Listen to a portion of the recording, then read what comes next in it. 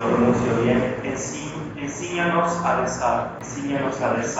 Esa petición que nace del corazón de los cercanos. Nosotros podemos ya desde esa tarde ponernos en ese contexto. Queremos ser cercanos. Puede ser que no, por mi condición, que sea, no me sienta cercano en ese momento, pero queremos tener el deseo que tienen esos discípulos y pedir en esas oraciones que vamos a hacer juntos y después tendrán un tiempo solos para reflexionar sobre lo que le voy a dar. Queremos pedirle al Señor que tenga el deseo de rezar como tú rezas. Esa es la petición de nuestro corazón. Desear rezar por el mismo corazón. Y eso es posible. Es posible porque todos somos bautizados y entonces por el bautismo Cristo vive en nosotros. Un contexto a este evangelio muy bonito, cuando Jesús estaba en un lugar orando. O sea, Jesús se encuentra en un lugar, no sabemos dónde, seguro que era un lugar muy familiar y está en esta actitud de oración. Cuando terminó, uno de sus discípulos le dice: Señor, enséñanos a orar, como Juan Joao también enseñó a sus discípulos. Y el Señor le dice: cuando oréis, decís: Padre nuestro que estás en el cielo, santificado sea tu nombre, venga a nosotros tu reino, danos el pan de cada día y perdona nuestros pecados, porque también perdonamos nosotros a los que nos ofenden, y no nos dejes caer. Ese es el pasaje que vamos a contemplar. Un contexto, un preámbulo. En primer lugar, el evangelista San Lucas. Lucas es el evangelio que más me gusta. No solo, hay varias razones. Una es porque escribí un libro sobre los ejercicios espirituales en el evangelio de San Lucas, con un italiano, hace unos años, aplicando la metodología de los ejercicios de Santo Ignacio de Loyola con un evangelio. Pueden hacer ejercicio ignaciano con cada uno de los evangelios. Yo escogí, los hice yo mismo con todos los evangelios, 8 días completos, con Marcos, Mateo, Lucas y Juan. Y empecé después yo a reflexionar sobre el tema de la metodología de los ejercicios espirituales, que son un camino, ¿no?, para conocerse y conocer más a Dios. Y Lucas es el evangelista de la oración y de la misericordia. Son estos dos grandes temas de todo el evangelio de Lucas. Después el evangelio favorito, porque es el de Padua. Padua es famosa no solo para San Antonio, como conocer San Antonio de Lisboa, pero también de Padua, ahí está. Porque en Padua hay una iglesia muy grande que se llama Santa Justina, donde está el cuerpo del evangelista Santo. Si visitan Padua un día, no pierdan también esa oportunidad. El cuerpo del evangelista Santo está ahí, en esa iglesia enorme. A la izquierda hay una capilla donde está el cuerpo de Lucas. Y San Juan Pablo II, en el año 2000, escribió una carta al obispo de Padua porque terminaron todos los estudios sobre los restos de San Lucas. Y el Papa Juan Pablo II, San Juan Pablo II, esta carta decía justo esto. Aquí tienen los restos de este evangelista que logró también sintetizar con la oración y la misericordia los rasgos, algunas facetas del rostro de Jesús. Cada evangelista recoge su experiencia o también la experiencia de los que transmitieron la fe de unos rasgos de Jesús. Entonces Lucas es el que entra en contacto con ese corazón de Jesús orante. Muchos evangelistas ven a Jesús que ora en muchos lugares y Lucas subraya varios: el monte, Jesús que está rezando de noche, toda la noche en oración, Jesús que antes de cualquier cosa importante se pone a rezar, y era una manera de rezar que era muy distinta de la tradición judía, ¿no? Era algo nuevo, podríamos decir, era algo nuevo, porque no recogen los evangelistas de todo Lucas Jesús que reza en la sinagoga. Jesús en la sinagoga enseña, no va a la sinagoga a rezar, va a la sinagoga para enseñar, para transmitir su mensaje que muchos tomaron como una revolución del judaísmo. Y San Lucas mira a este Jesús a través, obviamente, del testimonio de San Pedro. Lucas recoge esos momentos donde los discípulos le ven rezando, no lo molestan, no van a, y solo después le piden: enséñanos a rezar. También es muy Interesante que San Lucas pone el único evangelista que tiene las parábolas de las misericordias. Y justo efectivamente, oración y misericordia tienen que estar juntos. Oración y misericordia. No podemos tener una persona espiritual, mística, una persona que reza, que ora, que entra en la vida de contemplación, de adoración, que también no tenga un corazón misericordioso, también no se abra a las necesidades de los demás. Como que se ve como la integración de estas dos dimensiones, la oración y la misericordia. También un contexto muy importante para nosotros es el próximo año, el 24 de diciembre, el Papa Francisco va a abrir la Puerta Santa y empieza así el año jubilar. Y usted sabe que el año jubilar es el año de la esperanza, el año de la esperanza, ¿no? Sí, de la esperanza también. Y para el año de la esperanza, el Papa pidió efectivamente toda una preparación sobre la oración. Y le recomiendo, si no lo conoce o no lo ha leído, hay un subsidio para el año de la oración, para prepararnos al año jubilar de la esperanza. Hay un subsidio que puede descargar en internet, está también en portugués, en idiomas, que justo se titula Enséñanos a orar, a rezar. Lo escribió en una composición de varios textos, el dicasterio de la evangelista Saulo. Y efectivamente el Papa quiso prepararnos al año de la esperanza a través de la oración. ¿Qué es la oración? ¿Qué es la oración? Lo vemos en este pasaje del Evangelio de San Lucas. Jesús estaba en un lugar orando. Estaba solo. Entonces la oración, esa es la primera característica. Es algo muy personal, muy íntimo. Puede ser que sea la cosa más íntima, ¿no?, que tenemos. Nuestra relación con Dios. Nuestro diálogo íntimo, interno, personal, con el que nos creó, nos amó, que sabe más que nosotros los que es bueno o malo para nosotros, los que está con nosotros siempre, no nos puede dejar. Podríamos decir así que Dios no se ha comprometido con cada uno de nosotros de una manera definitiva, ¿no?, para siempre. Podríamos decir así, más que un esposo con su esposa, que también es verdad, ¿no? Esposo y esposa, ¿no? Los dos son una misma carne, como dice cuando habla del matrimonio. Pero también la oración, sí, entre esposos, muy bueno estar con ellos. Pero después, cada persona tiene su misma oración, que es como incomunicable muchas veces. Es muy difícil hablar de cómo yo oro, rezo a otro, porque es algo muy personal. Y lo podemos ver aquí. Jesús, verdadero Dios y verdadero hombre, está solo en lugar a orar. ¿Por qué? Porque la oración es un diálogo, esto es lo que caracteriza la relación fundamental que hay del cristiano, Dios, de cualquier otra religión. Que nuestra oración es algo de una relación entre yo y tú. Hay otra persona que me habla de una manera diferente. Muchas veces, la gran mayoría, no tenemos experiencias místicas de escuchar voces, que Cristo nos habla directamente. Lo común es que Dios nos habla en el silencio de la oración y a través del discernimiento, es decir, de los hechos que nos pasan en la vida, a través de una guía. Por eso la importancia también de los directores espirituales, de personas que han caminado y pueden ayudarnos, ¿no?, a triangular, porque nuestra relación con Dios es triángulo. Soy yo, está Dios, y después siempre hay una mediación. La iglesia misma es una mediación. Y también, si uno se fija en este pasaje del Evangelio, está presente esta dimensión de la mediación. Esto nos caracteriza totalmente de los protestantes, ¿no? La relación es personal, directa, sin mediación. Mientras que nosotros necesitamos, es una forma antropológica, humana, verdadera, una mediación.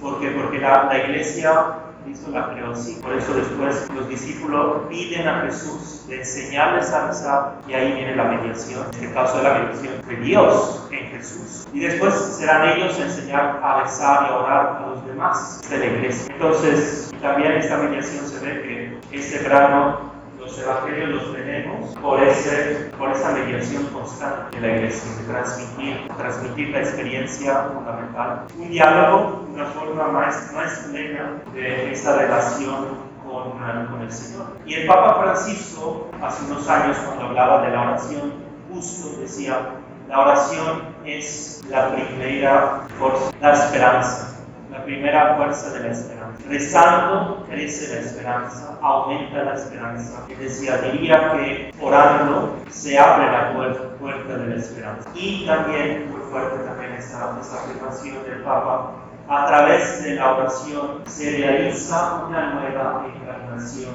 del Verbo divino, una nueva encarnación del Verbo. Cuando yo rezo, como si Cristo otra vez en el mundo estuviera presente a través de mi oración. Y entonces la oración también podemos aprender que más que un ejercicio mío, más que un ejercicio que yo hago, es un dejar que Dios habite en mí, es dejar que Dios a través de mi oración viva en ese mundo. Esa es realmente la oración. Y el Papa también decía, y a través de la oración nos convertimos en tabernáculos donde las palabras de Dios quieren ser recibidas y guardadas. Ojalá nuestra oración sea así cuando rezamos, tengamos esta conciencia de ser tabernáculos de Dios en la tierra. Dejar a través de mi oración a que Dios visite un mundo. Esta también la oración. A través de la oración, la palabra de Dios ven a habitar en nos. Nos habitamos en Él. Orar significa, podríamos decir así, y lo podemos ver en la vida de Jesús. De Jesús que uno lo piensa en los momentos cuando empieza su vida pública, que hace antes de empezar, se va solo a rezar. Antes de 40 días en el desierto, 40 días en el desierto, tentado. Es decir, ahí hay el icono, si uno quiere rezar con los iconos. Es una forma muy bonita de usar los iconos como puerta para entrar en oración. Si uno tiene dificultad a rezar, entonces uno dice, tengo dificultad a rezar o a empezar la oración, no sé qué decir. El arte, por ejemplo, puede ser una vía para entrar en oración. Y hay todas unas técnicas de oración a través de los iconos. Es una forma muy antigua y puede ser muy útil. Y entonces esos iconos, esas imágenes, los rusos, por ejemplo, lo usan muchísimo, la tradición cristiana ortodoxa usa mucho, ¿no? La oración y la veneración también. Para ellos son verdaderas puertas y la arte de pintar y hacer el icono es ya una oración. Cuando ellos pintan el icono, están rezando. Y se ve entonces como en la vida misma de Jesús, toda la preparación a los momentos más fuertes, ¿no? Empezar su vida pública, se retira, vuelve a hablar con el Padre, vuelve a ver su vida desde la perspectiva de su Padre. Y el otro gran momento es antes de la pasión, ¿no? Se retira en el huerto, ¿no? Getsemaní, y hay la oración más intensa, donde Cristo inclusive suda sangre, ¿no? Es una oración tan fuerte, tan dramática, ¿no? Tan dolorosa, que también el cuerpo está dentro de todo eso. Entonces podemos ver también eso, que la oración, como en la vida de Jesús, orar es como respirar. Para nuestra vida también tendría que ser lo mismo. Como miembros de la Iglesia somos contemplativos y evangelizadores, pero no puedo ser evangelizador si no soy antes contemplativo. ¿Qué significa esto? Significa que la oración tiene que ser como cuando yo respiro, ¿no? Es algo que siempre estoy haciendo, para morir, y es algo que constantemente es como un hábito que uno adquiere, ¿no? Porque yo no tengo que pensar hacer esto, tengo que pararme y decir la verdad, tengo que inspirar y respirar. Es algo que ya aprendimos desde cuando nacemos. Entonces la oración es justo esto, ¿no? Orar es respirar, tiene que convertirse en una necesidad para cada cristiano. Y rezar es leer nuestra vida a la luz de Dios, leer nuestra vida a la luz de Dios, para que Él, no nosotros, para que Él ilumine, para que Él guíe, para que Él nos dé las pautas. Y por eso la oración uno lo ve en la vida misma de Jesús, también como verdadero hombre. Jesús, a través de la oración, podríamos decir así, veía el plan de su Padre en su misma vida, y a través de la oración tomaba esta fortaleza fortaleza para poderlo cumplir. Lo mismo también tiene que ser nuestra vida. La oración como un medio natural, medio obviamente también espiritual, porque uno no podría decir la primera parte de la oración, Padre nuestro, sin, dice de nuevo San Pablo, sin que Dios nos lo inspirara, ¿no? Cuando nosotros rezamos, porque ya el Espíritu Santo está trabajando en nuestros corazones. Y tenemos, podríamos decir así, varias formas de rezar, varias formas de orar. Tenemos oraciones de imploración, contemplación, que son estas dos, como podríamos decir, los dos polos extremos. Podríamos tener la oración como la luz, ¿no? La luz que tiene varios espectros cromáticos. Entonces tenemos que hay la oración de imploración, que es como la súplica, ¿no? Cuando gritamos a Dios en las necesidades. Piensen, no Job, libro de Job, piense a la misma oración de Jesús en el huerto de Getsemaní. Padre,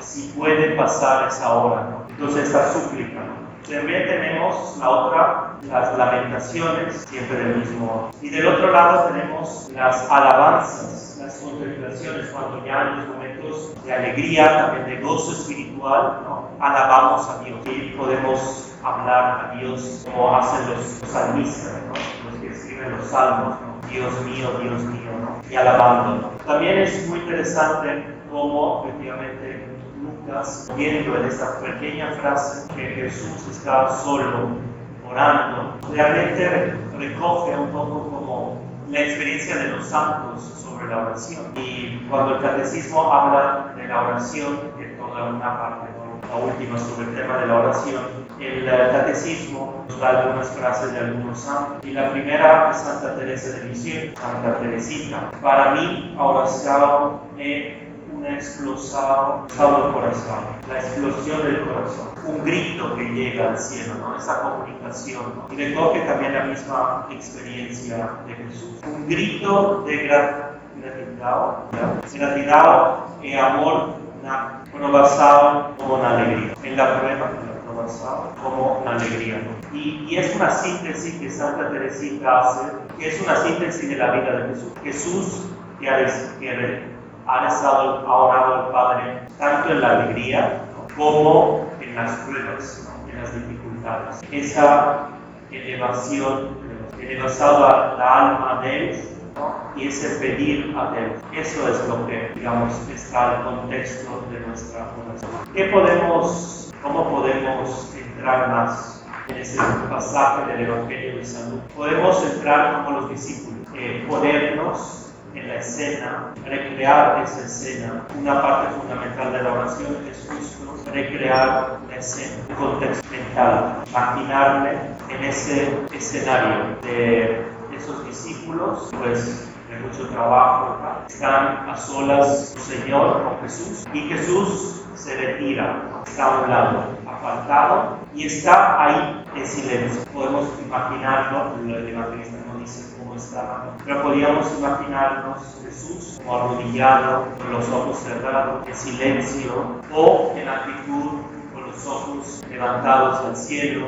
Entrar en esa escena que nos ayuda a entrar en sintonía con el corazón. Y también podemos entrar con los mismos sentimientos de los discípulos, de los apóstoles, queriendo, deseando aprender a rezar. Pero aprender a rezar como Jesús ha rezado, como Jesús ha orado. Porque cuando nosotros pedimos, ¿no? Enséñame a orar, ¿no? Enséñame a orar. Señor, enséñanos a rezar. Cuando yo pido significa que me falta algo. Nosotros pedimos cuando reconocemos y tenemos conciencia que falta algo. Entonces también eso es muy importante. En mi oración yo soy consciente de mis límites que son mi necesidad. Mi límite de no saber rezar, no saber cómo rezar, no saber qué pedir realmente. Sí, tengo muchas peticiones, quisiera muchas pedir, pero realmente por ejemplo a veces no sé qué pedir y lo que conviene pedir. Entonces, tener esa conciencia que también es providencia, es decir, mi límite, mi necesidad también revela mi profunda necesidad de Dios. Y esa es una dimensión propia de cada persona. La necesidad de una guía, de un maestro, un mestre, de alguien que me ayude a rezar. Y justo la guía que los discípulos tuvieron, y nosotros la tenemos también, porque Jesús está ahí. Los evangelios son la vida de Jesús. Los hechos más importantes, relevantes, nos ayudan a entrar en esa dinámica, la dinámica del Espíritu y la dinámica de ser hijos en el Hijo. Ser hijos en el Hijo implica ser cristianos. Y a la escuela del semestre, Cristo, cada uno de nosotros como estos discípulos podemos aprender a rezar. Entonces la primera cosa que Jesús contesta, no responde a esa petición, porque porque entra en los corazones de estos discípulos, como está entrando ahora entra en nuestros corazones porque ve que yo necesito aprender más, que es la oración, y aprender a rezar, y aprender a dialogar, tener un diálogo íntimo con Jesús. Y la primera cosa que Jesús es el plano del Evangelio, donde Jesús dice, cuando quieren rezar, digan Padre, y empieza con Padre. Y otro evangelista, Mateo, con el nuestro, ¿no? Padre nuestro. Y entonces no empieza como los judíos estaban acostumbrados, su oración, que la oración judía era una oración de repetir el Pentateuco, repetir los salmos, repetir la historia de Israel. Muchas de la oración eran rituales, ritos. Entonces Jesús, dándonos el Padre nuestro, transforma totalmente, ¿no? Cambia totalmente la perspectiva. Y la perspectiva es una perspectiva que de las necesidades, ¿no? Después vendrá, ¿no? Danos el Padre cada día, viene después. La primera necesidad, dice Cristo, cuando recen digan Padre, es alabar a Dios, es que necesitamos más que la comida, más que recibir el perdón de los demás, etc. Necesitamos el Padre. Eso es lo que Cristo realmente está regalando, discípulos. Cuando nos dice, cuando tú rezas, tienes que tener una relación de hijo. Y la palabra que se usa aquí en griego es una palabra tierna, no sé cómo se dice, pero en italiano sería como papi. Los niños cuando llaman a su papá, cuando los niños llaman a su papá de una manera cariñosa,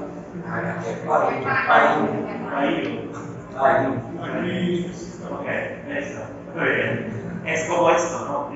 Cristo le está diciendo de llamar a Dios, ¿no? Con ese término cariñoso, muy tierno, muy cercano, ¿no? Y eso era como transformar totalmente la relación del Dios, ¿no? Del Antiguo Testamento, de Dios Todopoderoso, que es verdad, de un Dios, ¿no? Que nos ha creado, de un Dios que ha liberado al pueblo de Israel de la esclavitud. Ya era como otro lenguaje más accesible, ¿no? Es el mismo Dios, pero ahora Cristo nos enseña que nosotros no somos los esclavos liberados, no somos esclavos liberados, no somos los sometidos como el Islam, los sometidos, somos hijos. Y por eso podemos, solo porque Cristo nos enseña esto, podemos llamar, tenemos que llamar a Dios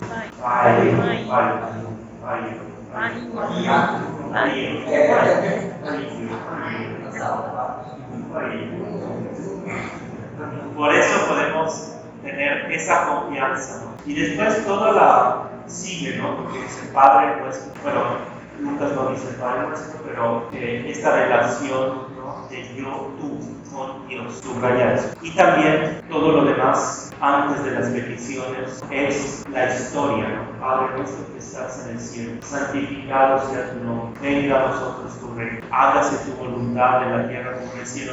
Todas estas son peticiones a Dios. Son todas peticiones que hablan de Él. Después vendrán las demás. La segunda parte del Padre Nuestro viene las peticiones. Y por eso el Padre Nuestro se divide en estas dos partes. Hablas. Porque el Señor quiere decirnos en la oración, más que empezar, necesito esto, tengo esta necesidad, tengo este problema, ayúdame, eso sí, bueno, pero tiene que venir después. La primera cosa que hay que hacer es con las manos vacías, abiertas, diciendo Padre, Papi, Porque es la actitud. Y es la actitud, ¿por qué Cristo nos enseña esto? Porque es la actitud que atrae el corazón de Dios. Es decir, la actitud que llevamos en el profundo de nuestro corazón es como un imán, ¿no? Un imán. Es como un imán que atrae el corazón de Dios. Entonces, si nuestra actitud es una actitud de hijos, es una actitud de humildad, es una actitud de poner a Dios en primer lugar en mi vida, más que mis necesidades. Entonces, eso es lo que conmueve el corazón de Dios. Y entonces, sí, mis necesidades vendrán después. Y es bueno pedir, ¿no? Es bueno tener unas peticiones en cada una de nuestras oraciones. Más bien, nosotros como cristianos, ¿no? Estamos llamados a ser intercesores, es decir, puentes. No, mi oración, como dice el Papa, y no solo el Papa, lo dicen todos los años, mi oración no puede ser indiferente para los demás. ¿En qué sentido? Sí es verdad que es muy íntima, muy personal, ¿no? Incomunicable, intransferible, mi oración. Pero mi oración, como yo rezo también, eso se va a reflejar también en mi relación con los demás. Piense a todos los grandes santos, también los contemporáneos. Piense a San Juan Pablo II, la Madre Teresa de Calcuta. Como personas que realmente rezaban, ¿no? Hemos visto y contemplado San Juan Pablo II rezando y no. Tenía un hombre, ¿no? Profundamente enraizado en la oración. En cualquier lugar que iba, primero iba a rezar y después toda la parte. ¿Por qué? Porque la oración es lo que mueve todo lo demás. Yo no puedo dar a los demás. Por eso es como la oración, es como cargar las pilas, ¿no? Desde el ordenador, ¿no? Cuando cargo las baterías de mi alma. Entonces, con estas ideas, dejamos un tiempo para su oración personal. Le recomiendo que su oración empiece con esa misma petición de los discípulos. Señor, enséñanos a orar. Póngalo cada uno, enséñame a orar. Y entre en el pasaje y escuche lo que Dios le quiera sugerir, escuche Dios cómo quiere mejorar su oración. Vuelva desde el silencio y también si quiere cerrar los ojos, como quiera. Vuelva a leer su vida hasta ahora. ¿Cómo ha sido mi oración hasta ahora? ¿Cómo rezo yo? Y después, a la luz de este pasaje, ¿qué me está pidiendo Dios para que yo tenga una relación más verdadera, más íntima con Él? Ahora, yo voy a estar también confesando, si alguien quiere confesar. Pueden aprovechar que no entiendo todo. Y me voy a dar la solución. Y después tenemos otro momento aquí.